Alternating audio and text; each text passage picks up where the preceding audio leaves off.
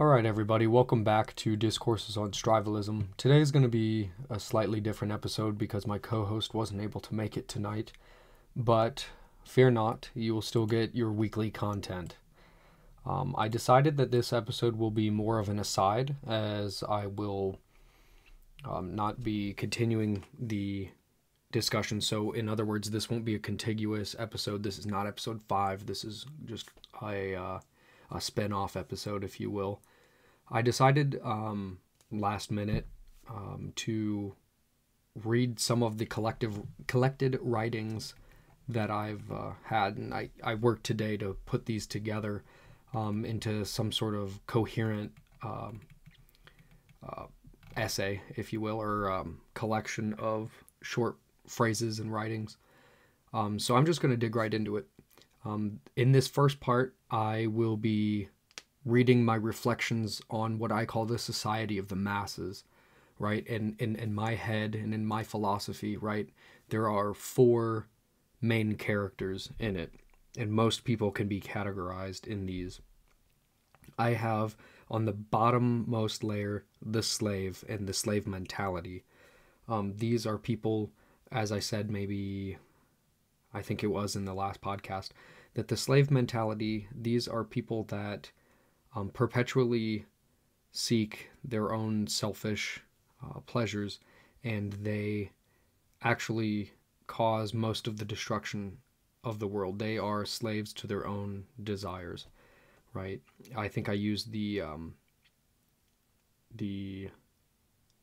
illustration that they were carrying a gas can and a match or a torch in the other, and so everywhere they go, they kind of spread their chaos, their all-consuming flame, as it were. And so then above the slave, right, and he's unable to get out of this slave mentality. I don't believe that he has the capability of realizing his destruction. I feel that he is a byproduct of the Industrial Revolution, and essentially the spirit of existence is not within him. He is simply a animal man. There will be more on that later. Above the slave, but still within the category of the masses, are the workers. Now, these are people who are more obsessed with their day-to-day antics and have the capacity to understand maybe in detail greater ideas and more profound things. They just tend to ignore them or leave that responsibility to someone else. And I would consider that most everyone is a worker. And these are the people that can be awakened, if you will. These are the people that will grow into strivalists if they impose the responsibility upon themselves. So rather than looking down at the ground at their work, they begin to look up at the sky, at the stars, and begin to wonder and begin to think on their own. Still, all the meanwhile, within a system, within society, right? And then above the masses, so above the slave and the worker, you have the strivalist. And the strivalist is juxtaposed to what my co-host coined is the apathist. And the strivalist, that's the main topic of the podcast. So I'm not going to go too deep into the strivalist, but the strivalist is someone who actively works to disengage himself from the world in which he finds himself and to exist alongside of it, outside of it, right? So he exists outside of the system. If you want to think of it as a fence, within the fence there are the workers and the slaves. Outside the fence, in the wild, if you will, in the woods, there is the strivalist, and he exists. He sees that, but is not necessarily influenced by what goes on within the fence. But I mentioned the apathist, who both the apathist and the strivalist have accumulated enough willpower to manipulate the world around them. One is simply a god of others, and one is simply a god for others. I think perhaps the idea of that phrase itself, it might be too much of a strain, but I believe that the idea of self-sacrifice and perpetual growth is more in the ballpark of the strivalist, whereas the apathist manipulates and abuses and is somewhat more self-centered. So I think that's the dichotomy between the two, is selflessness versus selfishness. So without any further ado, I'm going to go ahead and start reading my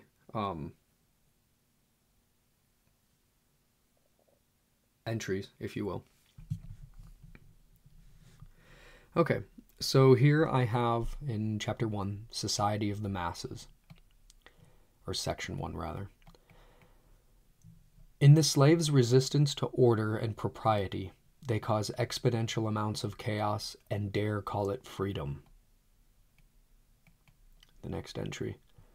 A society aggrandizing vulgarity and crassness has no business in praising the aesthetic beauty that is solely the result of decorum and restraint. The West was either built entirely by common men for uncommon men, or by uncommon men for common men.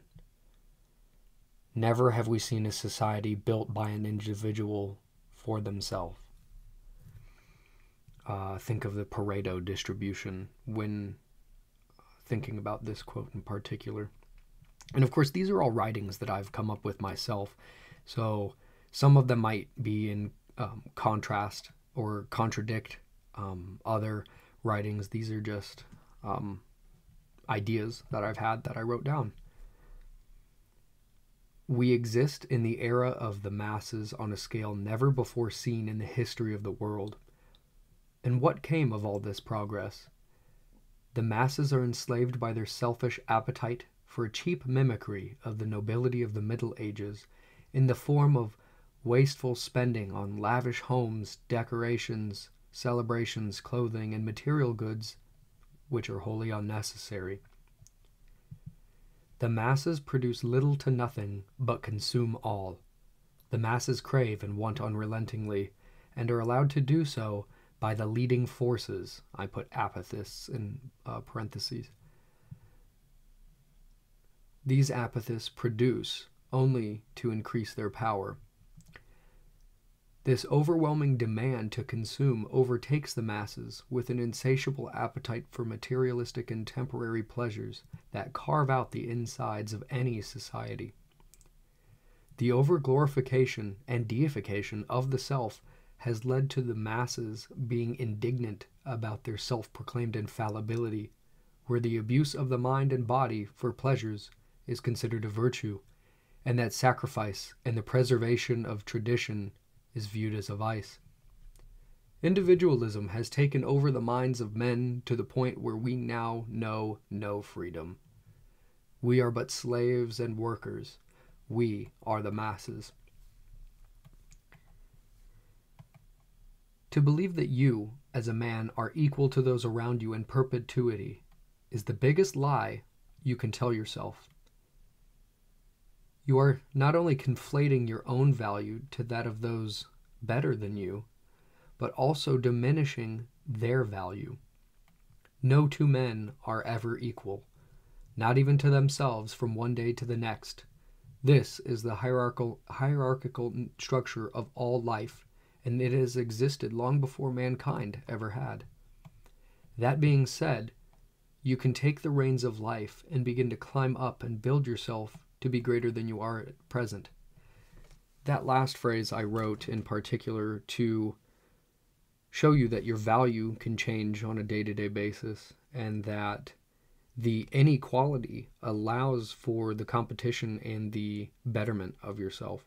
So now that you know that you are not burdened or crushed by equality, you can take the reins of your own life and really begin to build up willpower to grow and expand. And that's a big point of strivalism, is self-imposed responsibilities and perpetual growth.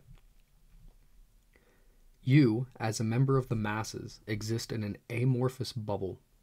Your community exists as nothing more than a transnational banking corporation's target audience, molded and shaped by endless amounts of propaganda that make your personality solely based upon your favorite character from the latest television series.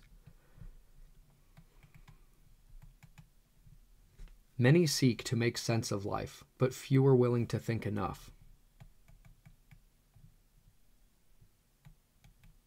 I think that goes quite well along with the idea of the worker. He wants to make sense of life, understand his purpose or meaning, but is unwilling to think or understand the world around him.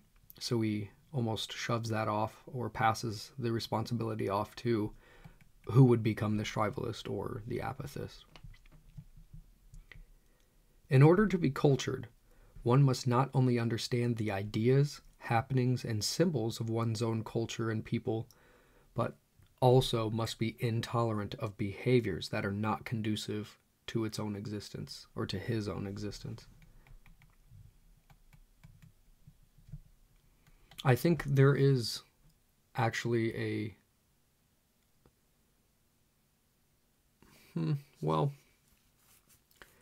there is a form of intolerance that is appropriate, right? You shouldn't bend over backwards for behavior that is destructive.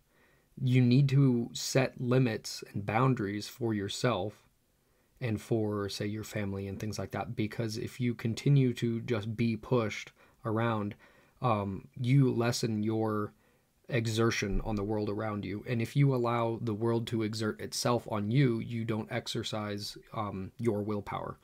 So it's almost like a constant struggle between you exerting yourself on the world and the world exerting itself on you. What do I mean by the world? A lot of times we consider the world to just be this unstoppable force and things like that. The world is really just other people. In English, we also have like the world meaning the actual ground, the earth itself. And then we have like this world as if it was some metaphysical, social thing. Really, what I mean there are people. If you allow other people and, say what they put on the internet and things like that, if you're constantly just allowing movies and YouTube videos and music to have its influence on you, you will diminish your own spirit, your own conquering spirit. So let's go to the next entry.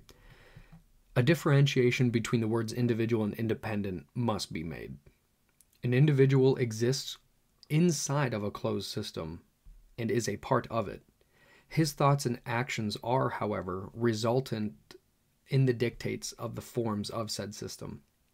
Let me clarify that, right? Everything he thinks and does is wholly unoriginal it didn't come from him, right? And so the philosophy of the time, or pop culture, or what's, popular, trendy, things like that, he is directly influenced by that. The individual within, like I said earlier, the fence, right? Everything he does revolves around those things. He is but one of many. An individual seeks uniqueness at all costs, but cannot achieve it because he falls within a system of ideas. Individuals form a perfect, nebulous wave that when together consumes all and achieves nothing. A wave, now think about this in real life, right? A wave has a destructive as well as a creative subset of consequences, albeit the latter is more often than not unintentional, right? So think about like a wave, like a rapid tectonic shift will create an earthquake that would create mountains, right? Let's just say that. Or or an actual tsunami wave, right, might clear the land, right? So these consequences will make for obstacles that one could conquer, right? And so we need to use these obstacles in life as something to conquer, to sharpen ourselves. That's this idea of self-sharpening. Constant struggle breeds strength, right? And so we shouldn't necessarily replicate the destructive waves just for the sake of overcoming them, but we do need to use obstacles and strife as a means of growth. I go on further to say that individuality does not achieve originality nor creativity, because such an existence is confined to the philosophies or culture of the time, right? And so I'm kind of repeating the idea that you're stuck. If you're an individual within the system and you don't necessarily think on your own, you are stuck within whatever propaganda or new trendy ideas, this idea of a mass consumer society where everyone is watching the same shows, buying the same clothes, shopping at the same places, eating the same food. It becomes a monoculture. If you have looked into ecology at all, you know better than to have a monoculture. And the idea that, say in the field of politics too, that democracy has just boiled down to two parties. You're living in a false dichotomy, illusion of choice, things like that. So the parties are no longer creative or original. They simply are just confined to what is important for the day. And I'll get more into the politics and how maybe one should consider not participating in them. I go on to say an independent exists outside of any system and is not influenced by them. He has complete originality and lives often in seclusion. He is in exile, living parallel to the world. The only way to combat the infectious consumer culture is to isolate oneself from it, to flee into the woods and away from the city. The woods represent a realm of thought, but can also be plainly read as a physical location as well. We've seen this a lot recently with a lot of people wanting to move to the countryside and beginning to homestead instead of living in the cities or in the suburbs anymore. By escaping the cityscape, both mentally and physically, we not only have willingly accepted that we do not belong in the decadence therein, but we have also accepted our banishment from it. At some point, you'll be hunted as an apostate, and in the woods, you'll find your concealment. In the woods, we escape the filth that we once considered to be humanity, and have the power to fine-comb our own existence in order to purify ourselves of the toxins we have found ourselves infected with by the taint of what I call a cult, the cult of civilization. But to escape does not simply imply solitude. There will be many more like us out there that have fled for the same reasons. As you are hunted, so too will you gather. And just like in ancient times, by hunters and gatherers, right? The knowledge of our forebears will be made more apparent. We will again become people of the land rather than of concrete. In the woods, we will build something new but old and organic, and it won't have spawned from the synthetic world. Let's see. Yes. Angst is an emotional reaction to the problem of logic. We have angst because of the growing complexities of the systems we build and their subsequent consequences. The higher up we build, the more devastating the collapse. This is why our collapsing society can only be reinforced or fixed with more society. If you can imagine, we have the problem of fossil fuels, right? And it's the technology that uses fossil fuels can only be fixed by more technology. we don't ever consider the reduction of the use of technology. We only consider more technology to do away with pollution, things like that. But really, it's just a displacement of pollution, right? And so this is more of a question of maturity as a species. In order for our species to continue evolving and survive beyond our current stage, we must allow rationale to take precedence in the world of machinations and techniques, completely uninhibited by our emotions. Also, in order for our species to continue evolving and survive beyond this stage, we must allow for the retention and expansion of our emotions uninfluenced by rationale. The euphoric feelings must be reserved and used only when in nature, and when seldomly used, makes them more potent. Do not allow perfect being to be circumvented by good feeling, right? And I think that's more of a, we are 100% emotional, and we can also be 100% rational. I know in another podcast I've said we've only encroached rationale, but we have the potential to become completely rational. And I think we need to embrace that by becoming 100% emotional and 100% rational. We need to fully embrace both things. We don't need to mix them necessarily. Like I was saying, we should reserve emotions for specific things, being natural, right? But in the terms of machinations and techniques, technology, industry, and things like that, we need to be a lot more mature about these things and rational when deciding how and when to implement them. And so what I mean by perfect being is that 100% rational and 100% emotional being, right?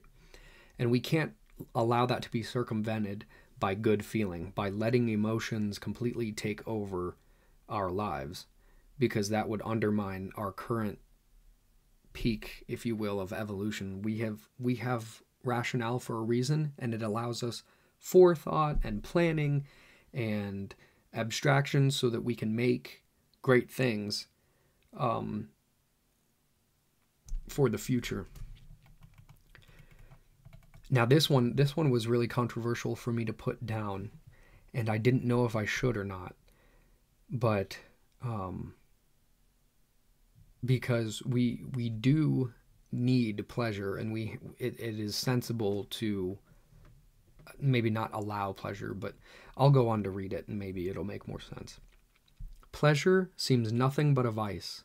We invite the devil in for a minute or maybe an hour, but reap days, months, or even sometimes a lifetime of regret. We gladly will deteriorate our own health for the sake of a fleeting rush. Pleasure doesn't pursue the biological imperative, and in fact, it does quite the opposite. If we could solve this issue, we would save ourselves from a vast array of negative consequences. Pleasure is done to alleviate suffering, but inversely increases it nearly exponentially.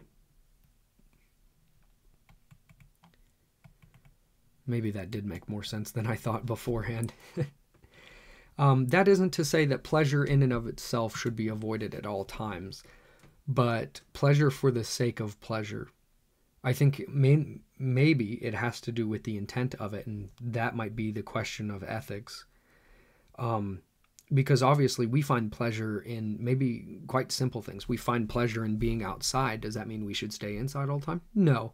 I think the pleasure that I was talking about here is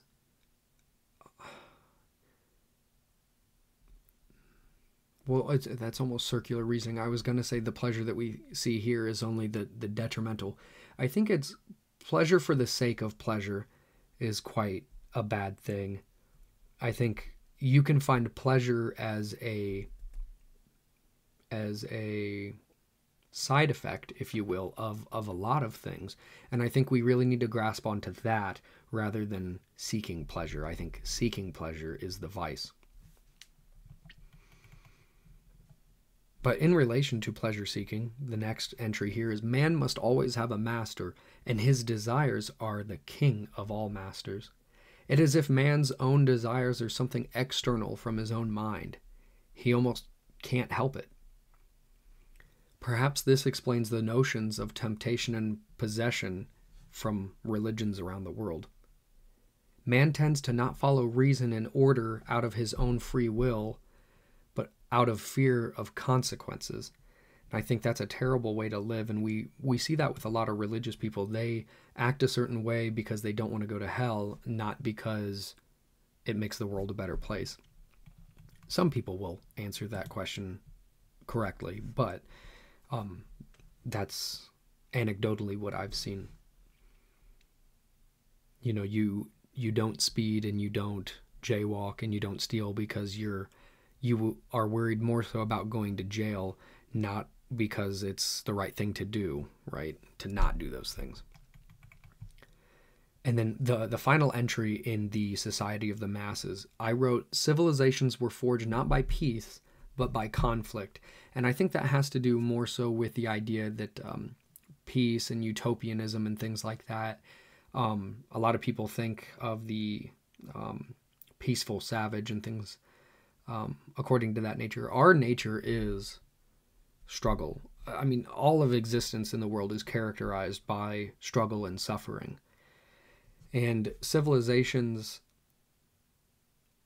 well, conflict almost, in human terms, conflict takes a little bit of rationale. It has to be planned. It's calculated, almost like a game of chess, right? But don't think for a second that lying around and being lazy and eating grapes off of a day bed or whatever is existence, and that's what we strive for. That's not what we strive for. The new civilization will not be made by peace, but by conflict, and it's conflict of the self and against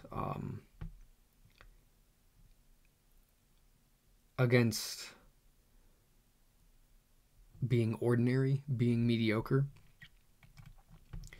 Going on to the next section here, this is still in reference to society, but these are more so quick notes that I've taken. I may have seen, like, for example, I saw a commercial or I had a thought on politics and things like that, but this second point, I call it simulations, and you'll see why. Makeup inspired by the world of Avatar, a false presentation of the self, meaning wearing makeup is a false presentation of the self, as a mimicry of the fictitious representation of the real world, right? Which in turn is a false interpretation of history, or a biased interpretation of history, right? So let's go back through the whole thing, right? A false presentation of the self as a mimicry of the fictitious representation of the real world, which in turn is a fictitious interpretation or a biased interpretation of history. All right. A false presentation of the self in reference to wearing makeup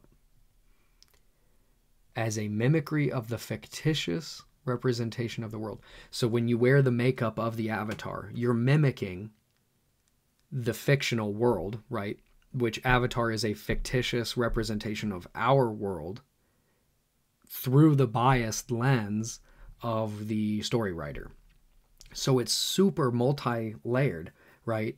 And so I use that to almost refer back to Plato's allegory of the cave, where we exist in a fake world covered in layers of synthesized life. I go on to say, we exist in a mimicry of existence, a copy of a copy. We are living in the synthesized world created by the forces called the cultus of distraction and abstraction. All is illusory.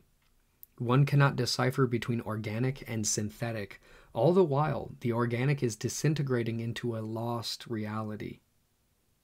Relationships, food, materials, and information are losing their connection to the plane of existence which we once called reality. One simply cannot tell anymore. It is as if there is a spell covering all that exists with a veil that must be torn through, lest we continue to consume the poisons that make us no longer human. The bottomless pit that is the greed of mankind is deep and its mouth wide.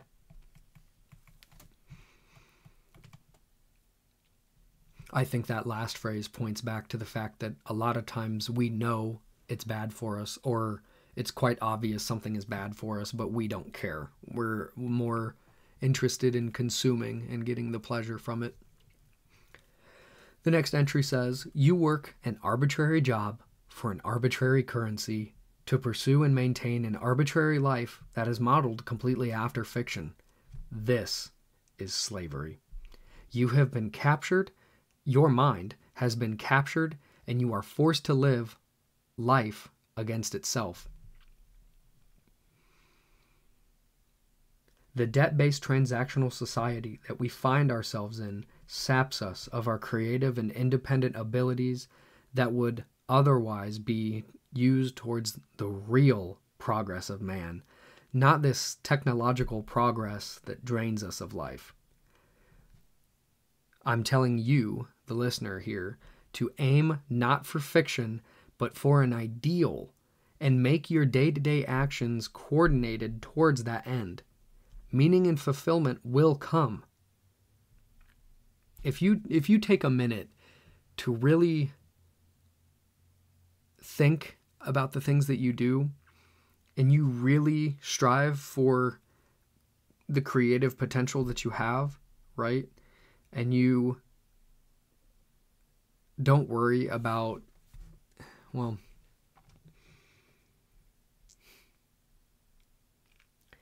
set your sights on something that is real, and you'll find that meaning and fulfillment will come.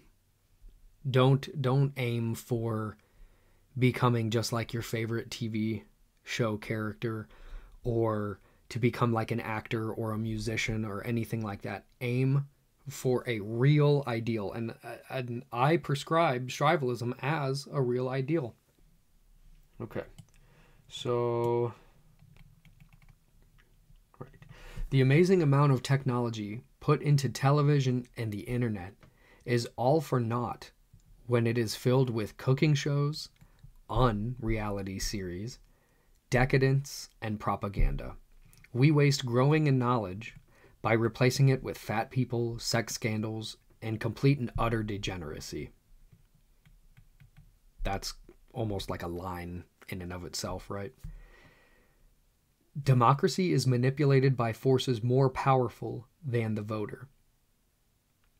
And I think I referenced this earlier, right, when I said we would get back to more political ideas, right?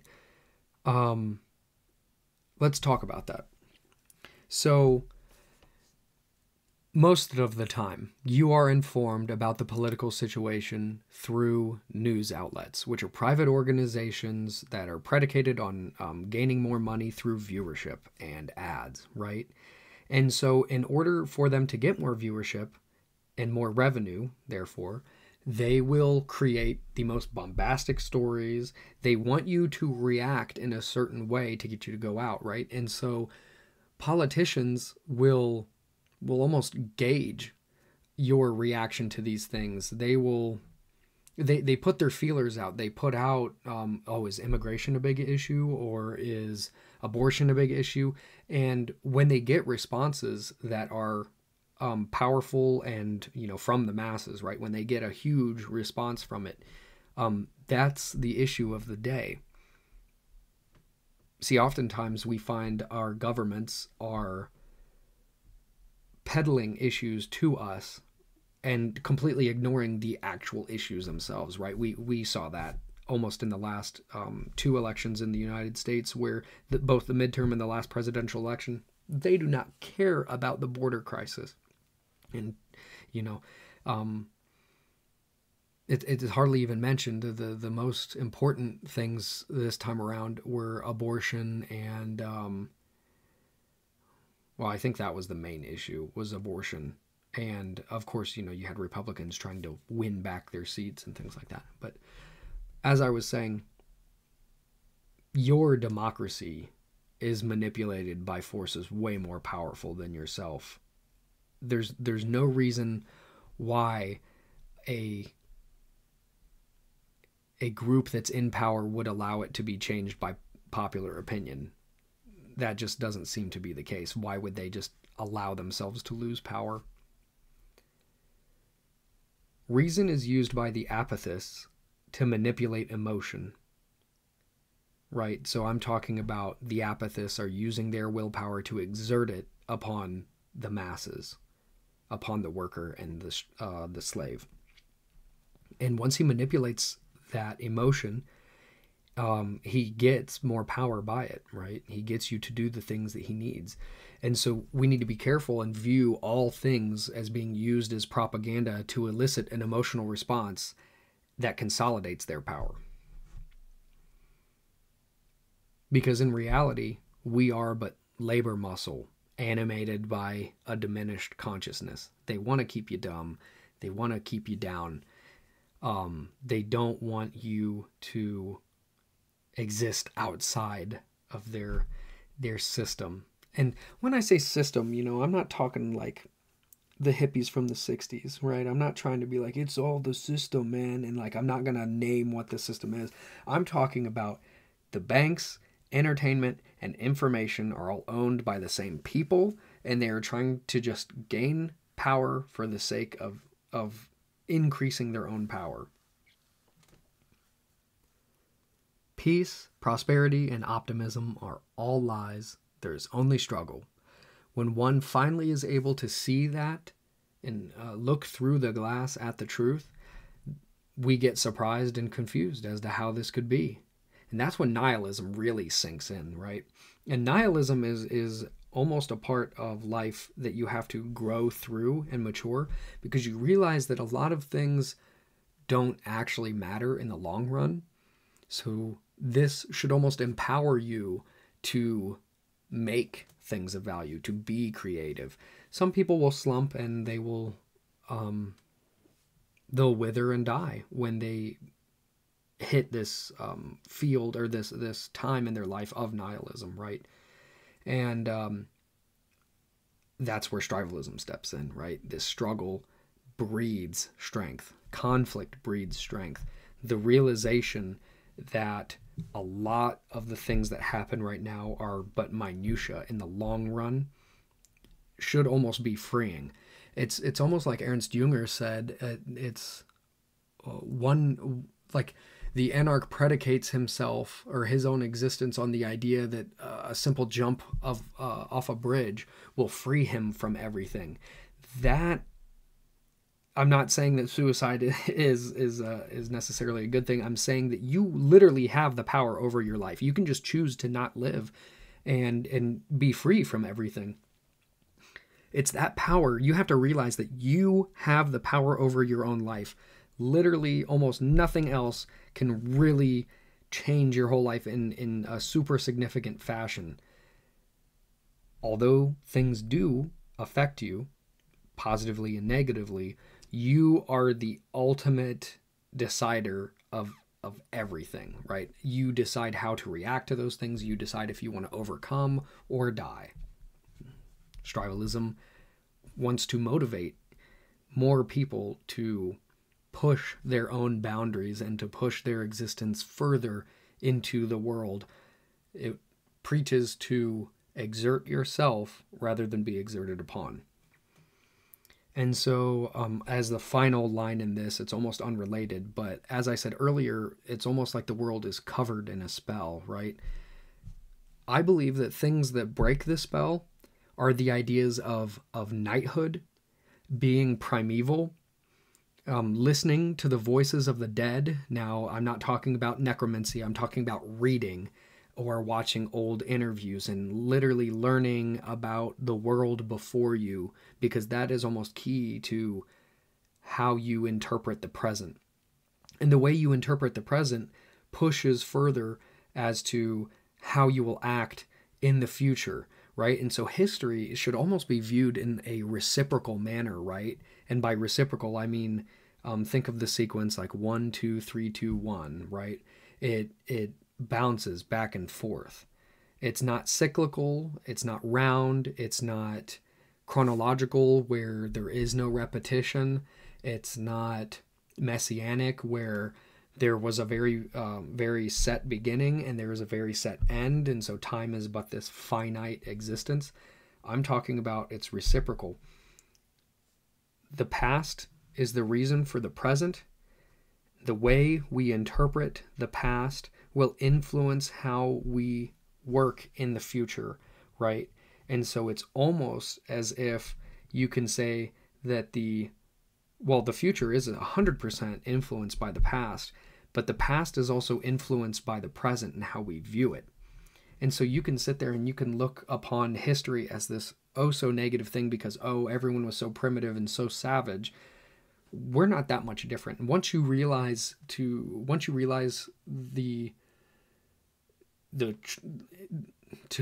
you acknowledge that you can view history as just a thing that has happened, that's when you are able to almost extrapolate the good and the bad, and you can almost separate the art from the artist in a sense, right?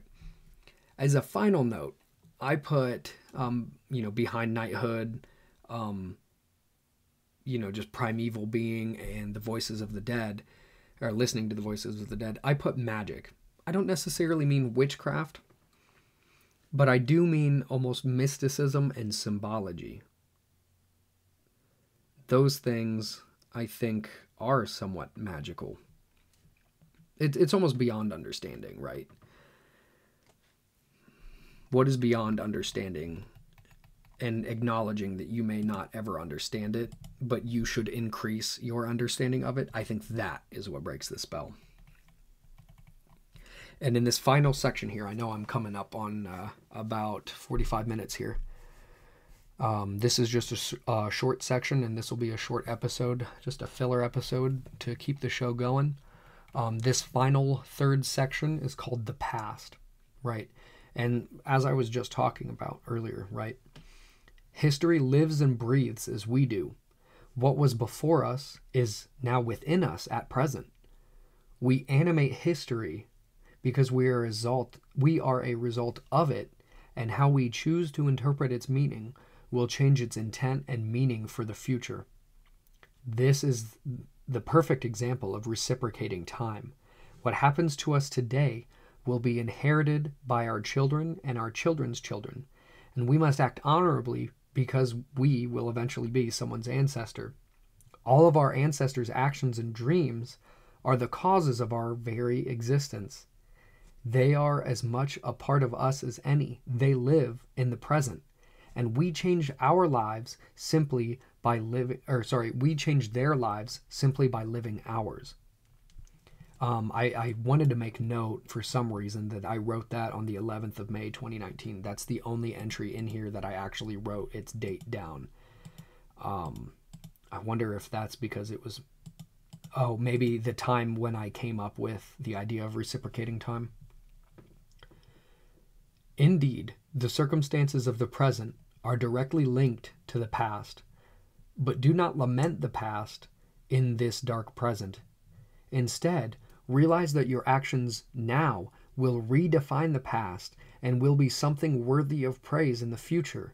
So in short, be ambitious and do good. Mankind's existence is like that of a raging fire.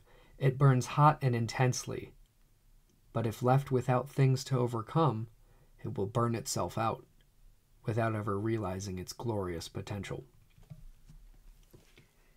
I think that, right?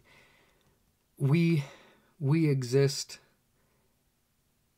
like a fire. We have very, very little time, but we need to fuel ourselves, right? And so without obstacles, right, with this idea of, eventually we'll just hit leisure and never have to do anything again, we'll burn ourselves out for sure. I can see that seeking pleasure for the sake of pleasure itself, people become burnt out and they are bereft of meaning in life, right? And so they never realize their glorious full potential, right?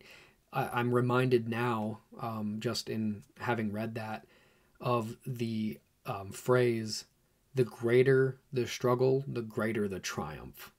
And I think that's a good note to end on. So I wanted to thank you all for bearing with me in this. I know I stuttered a lot, and I'm trying to read things that I wrote, and some of them I dictated to my computer, and so the grammar and the spelling and the punctuation and stuff isn't exactly right. I'm going to go back through, and I'm going to change the mistakes that are in here, and then I'm actually going to I'm going to try to share a link so that you all have access to this if you want to go back through and see what I actually wrote. And then maybe you can even leave your comments, or maybe this inspires you to write something in accordance with one of these points that I've written. I think at the beginning I mentioned that this was a collection of my writings from the years 2017 to 2022. And I thought, there's no better time than the new year to kind of summarize my writing over the last 5 years, because strivalism was born in 2017 and it exists in the present with this podcast. So again, I want to thank you all for listening, and hopefully sometime this week we'll actually get episode 5 up. So like I said in the description box, if you have any questions or comments, or you want to share articles or links or books, please do so in the comments. Or if you're kind of afraid or unwilling to comment publicly, you can email us, and the email that's in the description, I think it's called the strivalismpodcast at gmail.com. I copy and paste it so that I don't have to remember. But yeah, let us know what you guys think about this series, and if you guys have any topics that you want us to cover, by all means send it. I mean, we do a week's worth of research, and our show notes are literally just very basic bullet points. Our entire podcast is just a real conversation between two friends. We've always had interesting conversations, and we finally just decided, you know what, everyone should hear these. So if you like the channel, make sure that you subscribe and that you give it a like every video, and tell your friends about it. Maybe have some of your own interesting conversations and let us know what conclusions you come to, or maybe if we're contradicting ourselves, you let us know. It's the ultimate form of gaining knowledge by putting yourself out there. I think verbalizing some of your logic will help you think through things a lot better. So with that, thanks for listening, and we'll see you soon.